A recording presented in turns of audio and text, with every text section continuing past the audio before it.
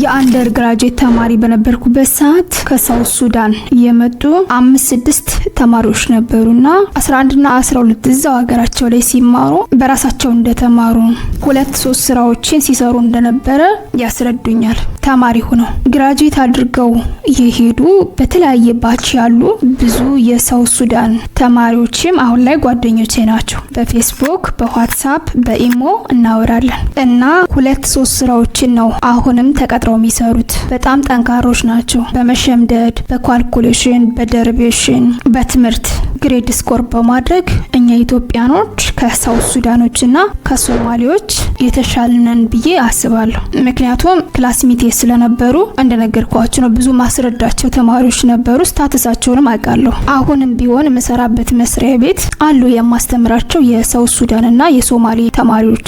ነገር ግን እዛው ባህር ዳር ዩኒቨርሲቲ በነበርኩበት ገና የአንደር ግራጁዌት ተማሪ ያለው ስኪሎችን ይማራሉ ጎን ለጎን እና መሬት የወረደ ነገር ትንንሽ የምትባል ነገር እነሱ ጋር የለም። እስከ ዩኤንኤ ካምፓኒ ድረስ ሂደው አፕላይ እንደሚያደርጉ የተለያዩ ፕሮፖዛሎችን እንደሚያቀርቡ እያሳዩ ነበረ። ኤኒዌይስ ምልላችሁ ፈልጌ ነው አሁን ላይ ኢትዮጵያ ውስጥ በመንግስትም ሆነ በግል መስሪያ ቤት ተቀጥራችሁ የምትሰሩ ሰዎች ህይወት ምን ያህል ከባድ እንደሆነች ኑሮው እንዴት እንደተወደደ ታውቃላችሁ። እና ቤት መግዛት፣ መኪና መግዛት፣ ቤተሰብ ማገዝ ይቅርና ላይፋችን ከእጅ ወደ አፍ ሆኗል። ለዛም የምንበላው ሽሮ የምንጠጣው ውሃ ሆኖ ማለት ነው። እስከ መቼ በዚህ እንቀጥላለን? ተጨማሪ ስራዎችን መስራት አስፈላጊ ነው። በኢትዮጵያ ነው ያልተለመደ እንጂ በውጭ ሀገሮች ላይ አብዛኛው ወይ ደግሞ ከ90% በላይ ሰዎች 2-3 ስራዎችን እየሰሩ ነው የሚኖሩት። ኢትዮጵያ ውስጥ ግን የስራው ኦፖርቹኒቲ የለም። ምቹ ኢንቫይሮንመንት አናገኝም። ብዙዎቻችን ወይ በአንድ ስራ የተወሰነን ወይ ደግሞ ስራ አጦች ነን። አሁን ያ እንዴት ሆነ ብዬ ልወቅሳችሁ ወይም ደግሞ የምትሰሩትን የመንግስት ስራ ልቀቁ ለማለት ሳይሆን ፕሊስ ኢንተረስት ያላችሁ ፍላጎት ያላችሁ ሰዎች ዩቲዩብ ከፍታችሁ እንደ ሳይድ ጆብ ለመስራት ሞክሩ። እንዴት ነው መስራት የምትችሉት? በዚህ 3 አመት ጆርኒ ወይም ደግሞ ጉዞዬ ከዩቲዩብ ያገኘዋቸው ጥቅሞች፣ የሚያስፈልጓችሁ ነገሮች፣ ስንት ከፈለኝ የሚለውን እያንዳንዱን እስከ ቪዲዮ መጨረሻ ከቆያችሁ እነግራችኋለሁ። ከዛ በፊት ግን ለማታውቁኝ ሔዋን ነኝ። ፕሊስ ለዩቲዩብ ቻናሌ አዲስ ከሆናችሁ ሰብስክራይብ ማድረግ እንዳትረሱ። በጊዜ ምልቃችሁ ቪዲዮዎች እንዲደርሳችሁ ኖቲፊኬሽን አንሳይን ተጫኑ። ቪዲዮውን ቫይራል እንዲወጣና ለሌሎች እንዲደርስ ላይክ እና ሼር በማድረግ አግዙኝ። ያገዛችሁኝም ስለሆነ ከልብ አመሰግናለሁ። አብራችሁኝ ቆዩ።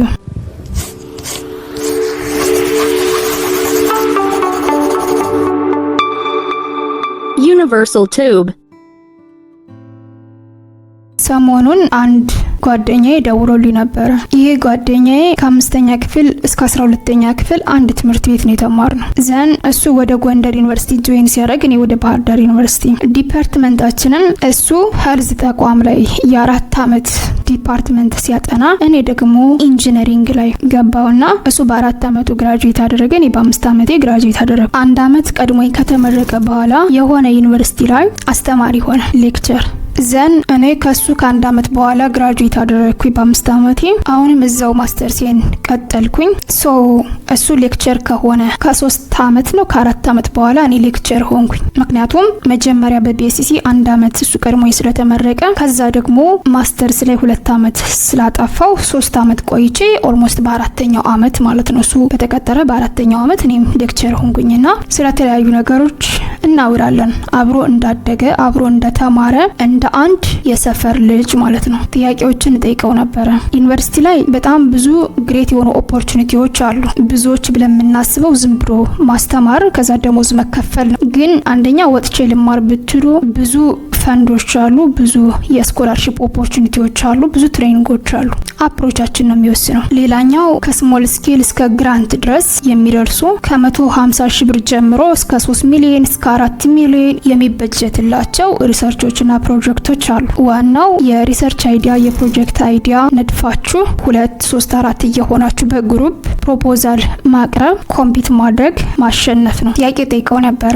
አትሊስት ስሞል ስኬል ከ150 ሺህ ብር እስከ 500 ሺህ ባለው ፕሮፖዛል በየጊዜው አቅርቦ ያንን በማሸነፍ የሆነች ቢዝነስ የሚጀምርባት ገንዘብ ለምን እንደማይሰራ ጠይቀው ነበር። ብዙ ምክንያቶችን ያቀርብልኛል። እዚህ ላይ ለእናንተ መናገርም አልችለው። ኢትስ ኦኬ፣ ችግር የለውም። ክረምት ሲመጣ ከሰኔ እስከ መስከረም እዛው የተወለድንበት ከገበሬው ማህበረሰብ ለረፍት ብለው ከጓደኞች ጋር ይሄዳል። እዘን 2-3 ወር አሳልፈው ይመጣሉ። ያው መዝናናት ታሪፍ ነው። እኔ ግን 2-3 ቀን ሂዶ አይቶ ለመመለስ ራሱ ጊዜ ማባክን ነው የሚመስለኝ። እና ኤኒዌይስ በእንደዛ ሁኔታ እየነበርን የዛሬ 2 ዓመት አካባቢ ጀምሮ እስካሁን አልተደዋወልንም ስልክ። ከዛ ሰሞኑን ደወለልኝ። ዩኒቨርሲቲ እንደቀየረ ነገረኝ። የነበረበት ዩኒቨርሲቲ ትንሽ ከትውልድ ቦታው ራቅ ስለሚል አሁን ወደዛ ቀረብ እንዳለ ቤተሰብ እንደመሰረተ እያንዳንዱን ነገር ነገረኝና ጥያቄ ጠየቀኝ። አንቺ እኮ በብዙ ነገር ተለወጥሽ መሰለኝ። ዩቲዩብ ቻናልሽን አይቸው ኦልሞስት ወደ 100,000 እየተቃረበ ነው አለ። አዎ እግዚአብሔር ይመስገን ብዙም ባይሆን አሪፍ ነው አልኩት። ከዛ ምን እንደጠየቀኝ ታውቃላችሁ? ግን ይከፍልሻል የሚል ጥያቄ ጠየቀኝ። እና አንድ በኤጃችሁ የሆነ ሰው እንዲሁም ደግሞ ከእናንተ ፕሮፌሽን ተመሳሳይ የሆነ ስራን የሚሰራ ሰው ኦልሞስት ወደ 100,000 እየተቃረበ ያለን ዩቲዩብ ቻናል ግን ይከፍልሻል ብሎ ተጠራጥሮ ሲጠይቃችሁ አይገርምም? ባይከፍለኝ ባላምንበት እኮ 3 ዓመት ያህል እዚህ ፕላትፎርም ላይ አልቆይም ነበር። አንድ ቪዲዮ ኮንተንት አዘጋጅታችሁ ስክሪፕት ጽፋችሁ ሪካርድ አድርጋችሁ ኤዲት አድርጋችሁ ተምኔል አዘጋጅታችሁ አፕሎድ ማድረግ እንዴት እንደሚያደክም የሚሰራ ሰው ያውቃል። ቀላል ቢሆንማ ሁሉም ሰው ይሰራው ነበር። ለዛ እኮ ነው ብዙዎቹ እየጀመሩ የሚያቆሙት። እና ያን ሁሉ እያለፍኩኝ እዚህ ደረጃ የደረስኩት እኮ ህይወቴን ስለቀየረው፣ የትናንት ማንነቴን ስላሻሻለው፣ ስላመንኩበት፣ ጥቅም ስላገኘውበት ነው አይደል?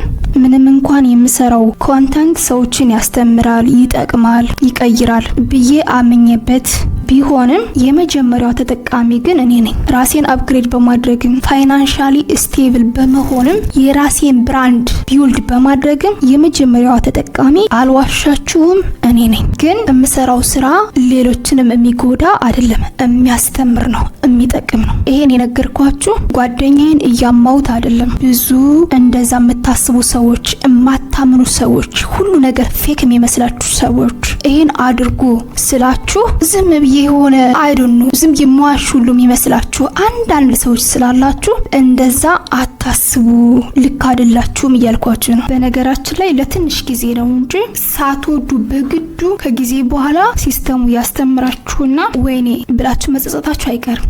ባጭሩ ዩቲዩብ ጀምሩ። እመኑኝ፣ ዝም ብላችሁ ጀምሩ። አብዛኛው ኢትዮጵያ ላይ ያለ ሰው በአቨሬጅ ቢወሰድ ከ40 እስከ $60 ነው የወር ደመወዙ። ምክንያቱም በጣም ብዙ ዲፕሎማዎች አሉ፣ ብዙ ዲግሪዎች አሉ። ማስተርስ ፒኤችዲ ትንሽ ናቸው። ማስተርስ ይዤ እስከ ዛሬ 2 ወርና 3 ወር በፊት $100 በታች ነበር የሚከፈለኝ። አሁን እግዚአብሔር ይመስገን ደሞዙ ተሻሽሎ የወር ደሞዜ 2 ዲግሪ ይዤ $100 ነው የምትከፈለኝ በኢትዮጵያ። እና ዩቲዩብ ከፍታችሁ ብትሰሩ ግን እንደው አነሰ ከተባለ $50 $60 እንደ ሳይድ ጆብ ስለሆነ የምትሰሩት ፓሲቭ የሆነ ኢንካም ስለሆነ ወይም ደግሞ ተጨማሪ የሆነ ኢንካም ስለሆነ 2 ሰዓት 3 ሰዓት ወይም ደግሞ 1 ሰዓት በቀን ትርፍ ጊዜያችሁን ለዩቲዩብ ሰጣችሁ በወር 6,000 7,000 8,000 ብር ማግኘት ቀላል ነገር ነው እንዴ? እንደው በትንሹ እኮ ነው ያልኳችሁ። ምክንያቱም $100 ኦልሞስት ወደ 16,000 ብር ነው። ይሄን ገንዘብ ከስራችሁ በተጨማሪ ጎን ለጎን ሰርታችሁ ማግኘት ቀላል ነገር ነው እንዴ? በነገራችን ላይ ማርያምን ነው የምላችሁ፣ ይሄን ቪዲዮ አሁን ሪከርድ ሳደርግ ከሌሊቱ 11 ሰዓት ነው። ምክንያቱም ስቱዲዮዬ ሳውንድ ፕሩፍ የለውም፣ ድምጽ ያስገባል። አሁንም ሰዎቹ ለሽንት ሲወጡ ኦር ሳምቲንግ የሆነ ድምጽ ይገባል አይደል? እና ሪከርድ ማደርገው ሌሊት ተነስቼ ማርያምን አልኳችሁ፣ ቀን ላይ ሪከርድ አላደርግም። ይህ ታይም ሰዎች የሚተኙበት ታይም ነው። ይሄን ስራ ባልሰራ ኑሮ 1 ሰዓት 2 ሰዓት ነው አይደለም የምነሳው። ምናልባት 2 ሰዓት ክላስ ካለኝ 1 ሰዓት ልነሳ ይችላል። ክላሴ 4 ሰዓት ወይም ደግሞ ከሰዓት ከሆነ ደግሞ 2 ሰዓት ልነሳ ይችላል። ስለዚህ ሌሎቻችሁ ተኝታችሁ የምታሳልፉት ሰዓት ነው ቁጭ ብዬ እኔ ቪዲዮ ሪከርድ ማድረግበት ስክሪፕት ምጽፍበት። ከሌሎች ለየት ብላችሁ የተሻለ ነገር ማግኘት ከፈለጋችሁ ግዴታ ከእናንተ የሚጠበቅ መስዋዕትነት አለ እና ፕሊስ እህት ወንድሞቼ፣ በተለያየ የአረብ ሀገራት ያላችሁ አስተማሪዎች፣ ተማሪዎች እና በግልም ሆነ በመንግስት መስሪያ ቤት ተቀጥራችሁ የምትሰሩ ሰዎች ስራችሁን አትልቀቁ፣ ግን ጎን ለጎን ተጨማሪ ስራዎችን ለመስራት ቆርጣችሁ ተነሱ። በዶላር ተገዝተው የሚገቡ እቃዎችን በኢትዮጵያ ብር እየገዙ መኖር በጣም ከባድ ነው እና ያለችንን 5000 ብር 10000 ብር ወይም ደግሞ 20000 ብር ደሞዝ አበቃቅቼ እኖራለሁ ብሎ ከማሰብ ገቢን መጨመር አሪፍ ነው። ዩቲዩብ አሁን ካሉት ፕላትፎርሞች ሁለተኛው ሰርች ኢንጂን ነው ከጉግል ቀጥሎ።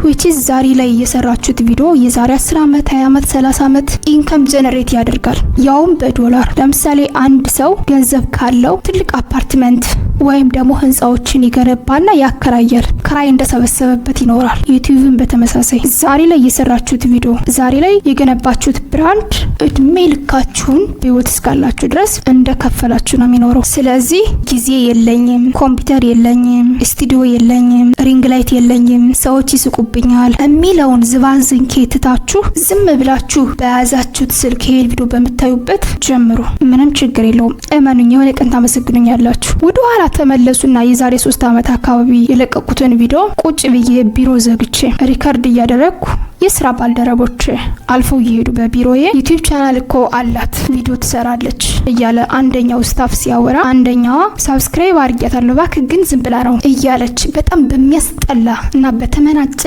ቃል የተናገረች ጠባሳው እዚህ ጭንቅላቴ ላይ ያለ አሁን የምሰራበት መስሪያ ቤት የስራ ባልደረባዬ ማለት ነው። እና ብዙ ሰዎች ይሰድቧቸዋል ባነጋገራችሁ ሪከርድ ስታደርጉ እያንዳንዱ ስራ ስትሰሩ እንደ ጀማሪ ብዙ ስህተቶችን ትሰራላችሁ። ብዙ ሰዎች እንድታቋርጡ ተስፋ እንድትቆርጡ ያደርጓቸዋል። ግን እመኑ ዛሬ ላይ ወደ ኋላ ተመልሼ ሳስበው አይናው ብዙ ስህተቶችን ሰርቻለሁ እንዳቆም ገፋፍተውኛል። ብዙ ሰዎች ደግሞ የሚገርመው አፕሪሼት አድርገውኛል። በጣም ብዙ ሰዎች አፕሪሼት ላደረጋችሁኝም ለነቀፋችሁኝም ለሁላችሁም አመሰግናለሁ። እና ባጭሩ ፕሊስ ተማሪዎች፣ ማስተማሪዎች፣ በተለያዩ የአረብ ሀገራት ያላችሁት ወንድሞቼ በትርፍ ጊዜያችሁ ዩቲዩብ ቻናል ከፍታችሁ ስሩ። በጣም ትርፋማ ነው የምትሆኑበት። አይደለም 500 እና 1000 ዶላር ፐር መንዝ መስራት የምትችሉበትን $100 እንኳን ፐር መንዝ ብታገኙ በጣም ጥቅም ነው በኢትዮጵያ ተመንዝሮ ስለሆነ የሚከፈለን። ስለዚህ ፕሊስ ነገ ዛሬ አትበሉ። የሆነ ቀን ይጸጽታችኋል። ዩቲዩብ ቻናል ከፍታችሁ በፓሽናችሁ በፕሮፌሽናችሁ ለምሳሌ አስተማሪም ከሆናችሁ የሚያስተምሩ ነገሮችን ሄልዝ ተቋም ላይ እየሰራችሁ ያላችሁ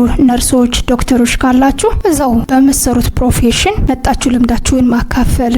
ሪሰርቸሮችን በተመሳሳይ በተለያዩ የአረብ ሀገራት ያላችሁት ወንድሞችን ስደት ምን እንደሚመስል ሰዎች በምን መልኩ መምጣት እንዳለባቸው ህይወት ምን እንደምትመስል እያንዳንዱን ነገር በቃ ደስ በሚላችሁ ፕሮፌሽን ስሩ። ለሚሰማ ሰው አንድ ቃል በቂ ናት። ስለዚህ ሁሌ መስማት ሳይሆን የአክሽንና የተግባር ሰዎች ሁኑ። አሁንም በድጋሚ ላሳስባችሁ እስካሁን አብራችሁን ቆይታችሁ ዩቲዩብ ቻናሌን ሰብስክራይብ ካላደረጋችሁ ፕሊዝ ሰብስክራይብ አድርጉ። ቪዲዮውን ቫይራል እንዲወጣና ለሌሎች እንዲደርስ ላይክ እና ሼር በማድረግ አግዙኝ። በሌላ ቪዲዮ በሌላ ታይም እስካገኛችሁ መልካም ጊዜ። ባይ ባይ።